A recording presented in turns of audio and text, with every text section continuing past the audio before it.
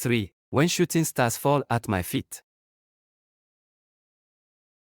Tasmil leaned against the old lemon tree, hoping that no one would pass by and see her.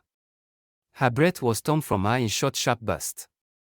She willed herself not to let her tears overflow. She wiped her eyes with the back of her hand and clenched her teeth.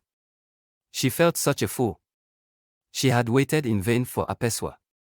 At length, deciding she could not wait any longer, she had taken a walk down to his hut. She had seen them from some way off, Apeswa and Oma. They had been laughing as he played his guitar. Tasmil called out, and Apeswa had sprung to his feet and ran like the wind in the direction of the farm, leaving a very sheepish-looking Oma behind. He remembered that he'd promised to plant some corn for his father, she had said, not quite meeting Tasmil's eyes. Tasmil had been taken aback. He might have let me know, she had said rather indignantly.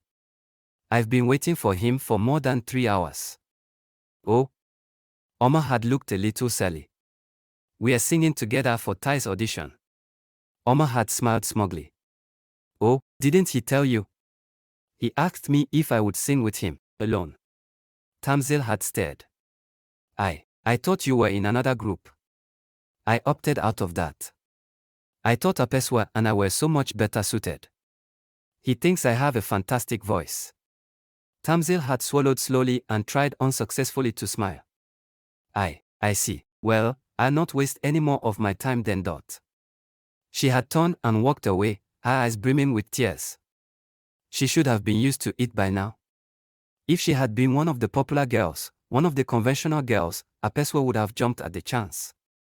It had always been like this at school. No one had given her a chance to prove that she could do anything other than come first in history. Whilst the others played hard, she worked hard, and when she felt subtle but cruel rejection, she withdrew to the silent, quiet waters of the Waimi. But it was not her ego that hurt the most. Her heart ached as she thought of their land slipping away into Papa Sabor's hand. Mother would have to go and live with one of their aunts, and she did not know. Turning briskly, she strode off through the bushes to where the Waimi ran free. Perhaps if she had been beautiful, wildly glamorous. Selfish girl. She chided herself. There were many more important things to think about. She crept down the moss-covered banks and sat quietly beside the water.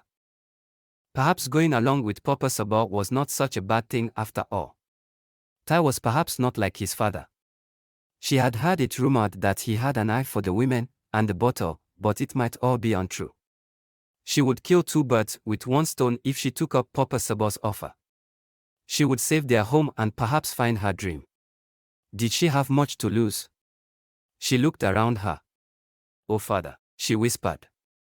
Where is the dream you called September? You said it would come to all those who wanted it with all their heart. The day grew hot and she could feel the sweat on her lip and in the groove in her back. Nimbly she climbed up the rocks and sat on one of the stones over which the waterfall crashed. She was soon drenched and slid down to swim in the clearer water. She began to feel better. Her mind cleared and she put away the hurtful actions of Apeswa to think about more pressing issues. She could risk neither her home nor her mother's happiness. She took a deep breath. She would go to Papa Sabor, and she would agree to his proposals. There was a flash of light. Tasmil turned swiftly. There was no one. Who's there? There was only the moan of the wind. She thought she heard rustling in the undergrowth, but it could have been some creature. It was getting dark, and she needed to speak to Ophibia. It was strange she had spent the whole day at the farm with Afua. But, things had not been normal since father had died. The wind swirled around her, and, on a sudden impulse, she twirled with it, gracefully reaching for the highest branch she could see. As she looked up, she saw the early stars. Her lips trembled and her heart felt sad because, like September, they seemed so very, very far away. Papa Sabor lounged in his large wooden chair smoking a pipe as his wife made the evening meal. A large mug of palm wine stood on the bamboo table beside him. He sat up when he heard footsteps passing. It was Tasmil, shoulders drooping. She did not raise her head and he did not call her. The sparkling stars flashed the colors of the rainbow and the fireflies lit up the blackness of the night, but Papa Sabor stared through them, his eyes dancing with the vision of evil pleasures. Tai and his American friend Wayne had been out the whole day. They would probably be back at the bungalow at the end of the village by now. Papa Sabor and his wife had invited them for an evening meal of roast spicy hot pork and hot red gravy with yams. Papa Sabor took another huge swig of his palm wine and belched noisily. He rubbed his round belly and smiled to himself. He was beating the drum, and he had the Yancey family dancing to his tune. True, Tasmil might be a little plain, but certainly, Tai would find something in her to amuse himself for a little while. After all, was he not wealthy, handsome, intelligent? And she was a scholar. The match would be a good one. Father. Do you sit alone? Tai stood before him with a broad smile on his face. Come and sit, my son. Where is your friend? Papa Sabor looked around. He'll be here shortly, father. He's gone for a walk. Papa Sabor looked around again. I'm looking for a wife for you, Tai. Tai laughed. No, I'm serious, Tai. It's time you were married. Please, father, after we eat. No. Papa Sabor sounded aggressive. You are growing older, and you need sons, intelligent sons. And how, teased Tai, do you suppose I get intelligent sons? Marry an intelligent woman, if only just to have the sons. Then you can send her back here to the village. Tai sighed. Okay, father. I suppose you have someone in mind. The most intelligent woman in Kibaitia. One is strong, willful, she will do. Tasmil, finished Tai. Oh, father. She is ugly. Plain. Plain, ugly, what's the difference? I want a woman with red full lips, a big bosom, large hips, wide, my son. Papa Sabor broke in. Do not forget to whom you speak. Oh, father, couldn't you choose me a better woman? Tasmil has always been the perfect choice as the bearer of your children. I have known her family for years, what makes you think she will agree? Papa Sabor smiled.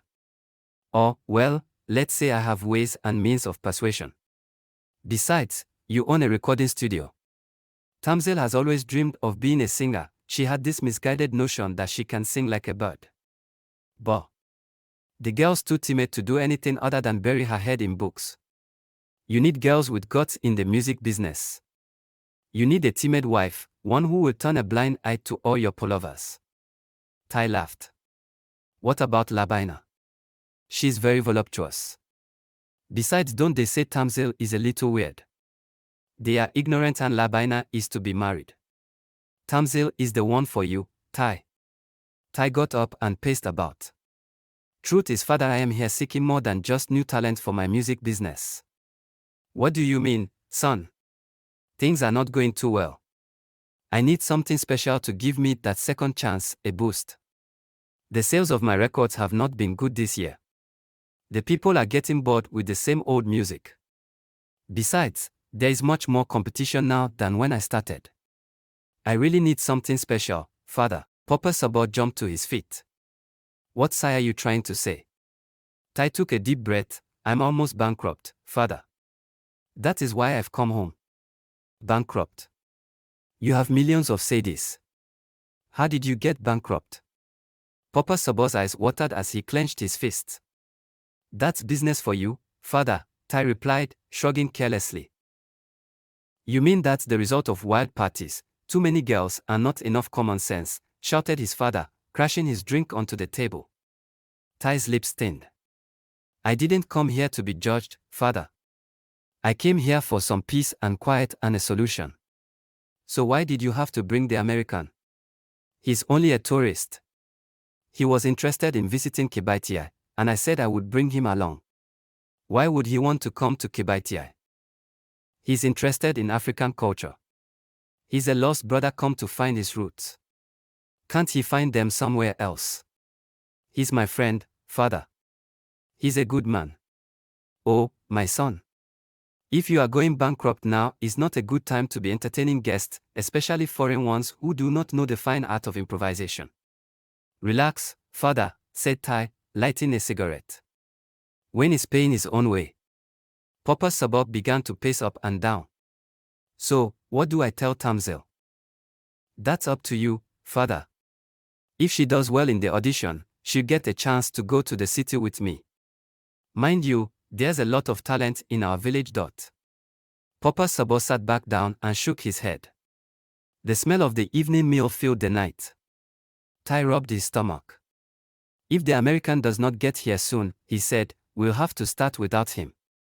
Wayne was having a chat with the Callaway sellers. He had never tasted plantain fried like this before. It had been fried in a mixture of many spices, ginger, pepper, onions, herbs. They laughed when he found them too spicy and hopped about comically until one of the women fetched him a calabash of water.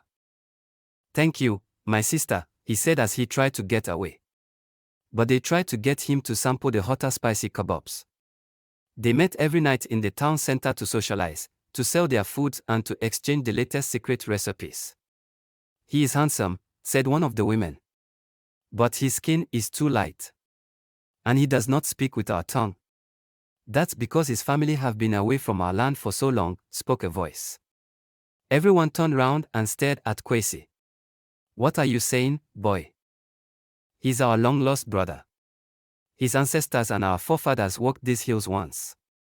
One of the women scoffed. And where did you hear that rubbish, boy?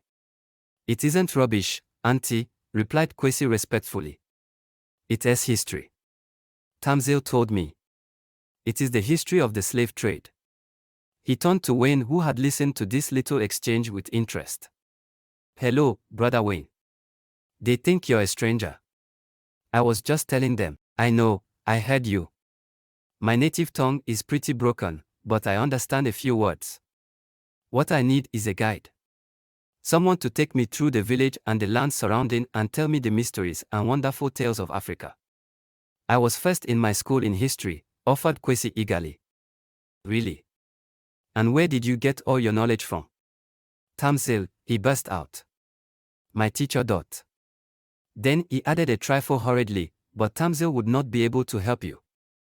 Why not? Her father died, and she is a little sad.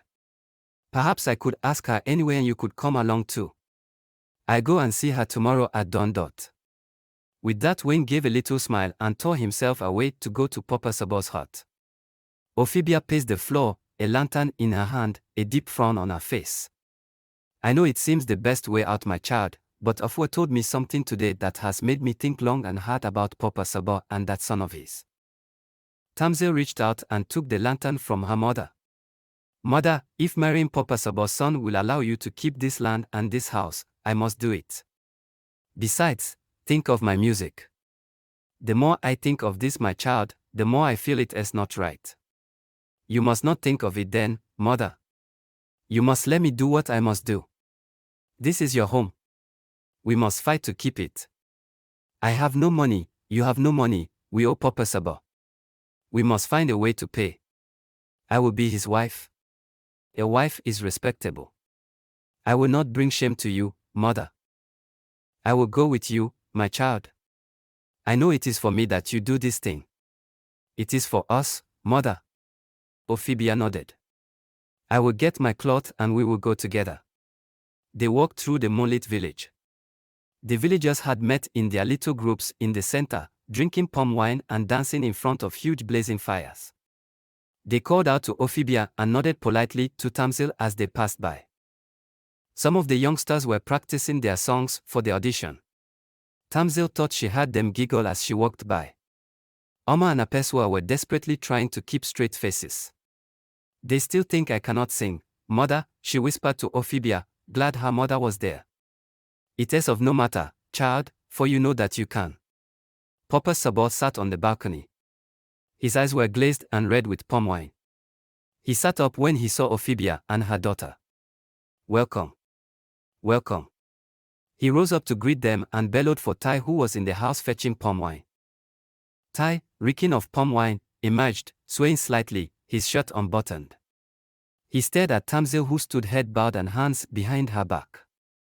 Come, said Papa Sabo to Ophibia, let us leave the young ones for a while. Come and greet my wife. Reluctantly, Ophibia followed the man into the hut, leaving her daughter alone with Tai. Tai walked around Tasmil, sniffing her scent, though there was none save the faint aroma of lemons on her hands from when she had squeezed lemon over the fish that she had yet to fry tonight. Her clothes were simple. There was a petal on her green faded dress and her hem was hanging down. "Look at me." She looked up. His eyes met a gaze of steel will and undisguised dislike. He stepped back. "My father has explained the situation, about the house you understand, and the land dot." He stroked her cheek as she stood rigid. "Are you a statue? Can't you relax a little? Your father has told me that if I marry you, he will cancel the debt we owe." "That is why I am here, Tai," replied Tasmil coldly. Tai sneered. "I realize your plight. Without your land you will starve, you will be homeless. And let's face it, I am a good investment, rich, handsome, in the music business." He paused and lifted her chin. "There's only one problem, Tasmil Yancy dot." Her eyes rose up to meet his. "My father is an old and senile man. His imagination runs away with him. He thinks I want to marry intelligence. No. I am intelligent enough for both myself and my wife. I want to marry a princess, someone full of beauty, with a body that men would kill for, and lips like ripe mangoes dot." He lifted her chin again. "You my poor Tasmil, you are just plain, too plain, in fact, perhaps a little ugly." His drunken frame began to shake slightly at first and then uncontrollably. "Let's face it," he cried between gasps. "All my women have the latest straightened hair. But you still have the village look, hair in plaits. You're too plain, Tasmil. I wouldn't is a little unkind, couldn't marry you if you paid me." Tasmil stood completely still. The moonlight on her face reflected off the tears that filled her eyes. Her facial muscles, though under a terrible strain, did not give way. She did not speak a word. She turned slowly, her cloth unraveling from her shoulders and falling to the ground. She did not run. She walked away from the hut, head held high, fist clenched, heart beating as though it would break. She could still hear Tai muttering, "And not enough flesh on you, child. I want my women with a bit of flesh on them." When she was out of sight, she ran like the wind, tears streaming down her face, as fast as her feet would carry her. She wanted to get far away from them all. She headed instinctively for the place where she found quiet and rest. The moon went behind a cloud and it was suddenly dark, save for the light of the fireflies. She flung herself on the slippery grass and sobbed as though her heart would break. "Don't cry, my child." Tasmil looked up. "Who is it?" The small form of an old woman sat beside her. She was eating a tangerine in the most astonishing manner. "You must be Tasmil. You are, aren't you?" she said. "Yes. But who are you?" "Just the old midwife who delivered you many years ago. I called you Tasmil because I thought you were special." "Special? You mean specially ugly?" "Special is whatever you please. The choice is yours. You can decide. You have a dream, my Tasmil. No one believes in me. You must believe, first, in yourself. They think I cannot sing. Because they are ignorant. They say I am ugly, it is because they are blind." How do you know this?" "Because I do, and because I believe in you, and you are as beautiful and as special as the shooting star I saw on the day you were born." "Oh, how can I ever get back father's land alone? And how will I find my dream?" "Seems to me you can only do one thing, not both," replied the old woman. "But I have to do both. You must choose which one is most important to you, then follow it with all your heart. Then you will find your dream.